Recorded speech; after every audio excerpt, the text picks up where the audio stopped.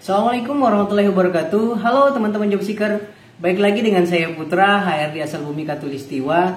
Dimana lagi kalau bukan di Job Seeker Channel, channelnya para pencari kerja.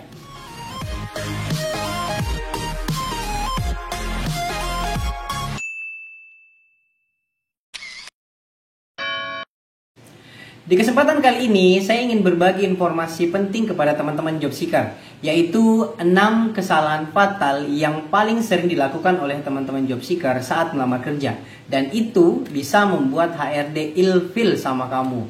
Sebagai seorang HRD, saya sering banget menemukan hal-hal yang tidak seharusnya atau tidak perlu dilakukan oleh seorang job seeker saat dia melamar kerja. Nah, kalau HRD sudah ilfil, tentu kesempatan teman-teman untuk bisa dipanggil tes psikotes atau dipanggil interview itu bisa saja hilang.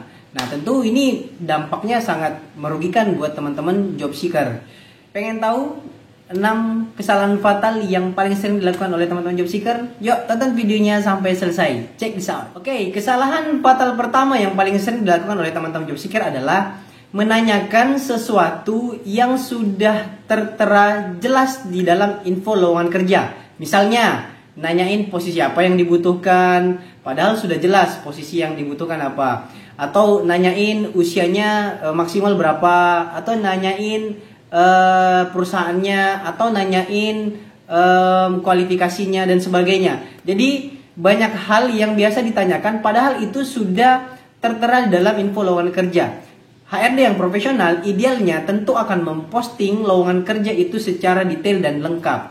Makanya teman-teman job seeker harus membaca lowongan kerja itu secara jelas ya, secara lengkap gitu. Jadi budayakan membaca. Jangan menanyakan sesuatu yang sudah jelas ada di info lowongan kerja, kecuali itu tidak tercantum atau tidak tertera di dalam info lowongan kerja. Teman-teman boleh nanyakan itu. Ya, itu yang pertama. Kesalahan fatal yang kedua yang sering dilakukan oleh teman-teman job seeker adalah menghubungi HRD tidak tepat pada waktunya. Misal, kamu chat HRD-nya malam atau tengah malam, itu kan waktunya tidak pas banget ya teman-teman. Jadi HRD juga manusia, butuh waktu untuk istirahat. Mereka punya keluarga, ingin bersantai dengan keluarga. Jadi tolong jangan ganggu waktu istirahat mereka. Nah, kalau teman-teman ingin menghubungi HRD atau menanyakan sesuatu tentang info lowongan kerja, teman-teman bisa tanyakan itu atau chat HRD-nya itu di jam kerja normal biasanya. Jadi kalau pagi, siang, ya boleh. Tapi kalau malam sampai tengah malam, waduh, oh my god. Jangan ya, kasihan HRD-nya. HRD juga manusia, butuh istirahat, oke? Kesalahan fatal ketiga yang paling sering dilakukan teman-teman job seeker adalah mengirim CV atau kurikulum vitae itu melalui chat WhatsApp. Aduh. Ini paling sering ya. Sering banget ya. Jadi tolong teman-teman job seeker itu kirim lamarannya atau drop CV-nya itu sesuai dengan arahan yang ada di info lowongan kerja. Misal, HRD sudah mencantumkan bahwa kirim lamaran Anda melalui email ini. Ya, kirimnya lewat email, jangan teman-teman kirim lewat WhatsApp ya. Itu nggak etis namanya. Oke? Kesalahan fatal yang keempat yang juga biasa dilakukan oleh teman-teman job seeker adalah saat mengirim file lamaran kerja melalui email, itu nama filenya aneh-aneh ya. Ada yang CV Cayangku lah, ada yang Oke Fix lah, ada yang Mantap Bro lah. Aduh, pokoknya namanya aneh-aneh ya. Jadi teman-teman harus lebih teliti dan lebih rapi lagi dalam mengirim lamaran by email, terutama nama filenya ya. Jadi ya buat nama filenya yang bagus-bagus gitu, sesuai gitu. Misal nama filenya dokumen lamaran kerja, kan enak ya bacanya ya. Jadi HRD juga bisa menilai kamu bahwa kamu orang yang sembrono atau orang yang tidak rapi dalam pemberkasan karena nama filenya aja aneh-aneh, dan itu bikin HRD ilfil. Bahkan mungkin gak akan dibuka sama HRD karena namanya aneh-aneh ya. Kesalahan fatal kelima yang juga sering dilakukan oleh teman-teman job seeker adalah saat mengirim file lamaran melalui email, itu filenya tidak dijadikan satu. Kemudian formatnya juga aneh-aneh ya, atau formatnya juga susah untuk dibuka.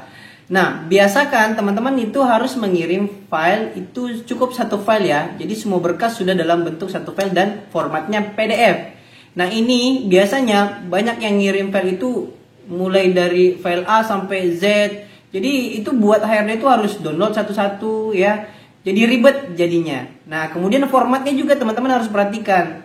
Biasakan menggunakan format PDF saat mengirim lamaran by email. Jangan pakai RAR lah, atau biasanya JPG dan format-format yang lain, Excel dan sebagainya. Dan itu akan menyulitkan HRD. Nah, kalau HRD udah ngerasa ribet, tentu dia akan ngerasa ilfil sama lamaran kamu. Dan tentu aja itu bisa membuat kamu tidak dipanggil untuk tes psikotes ya.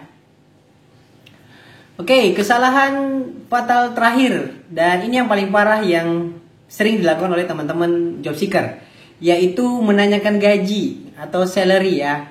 Saya yakin HRD, seluruh HRD baik di langit dan bumi pasti sepakat dengan saya, ketika teman-teman job seeker menanyakan gaji, itu akan membuat HRD menjadi ilfil sama kamu. Karena belum apa-apa, teman-teman itu sudah nanyain gaji, padahal masih dalam proses melamar kerja atau proses menanyakan info lowongan kerja, tapi teman-teman sudah nanyain gaji ya. Masalah salary atau gaji itu ada sesinya atau ada tempatnya, itu pun kalau teman-teman sampai ke tahap interview. Jadi santai-santai ya, sabar-sabar.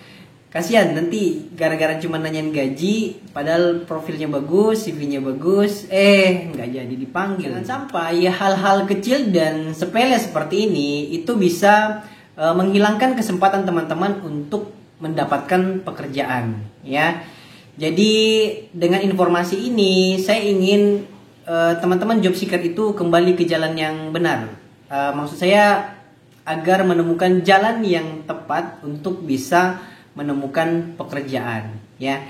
Nah teman-teman, semoga ini bermanfaat. Kalau teman-teman suka dengan video ini, bantu saya untuk share sebanyak-banyaknya dan dukung channel ini selalu agar berkembang dengan cara like dan subscribe. Oke teman-teman, terima kasih.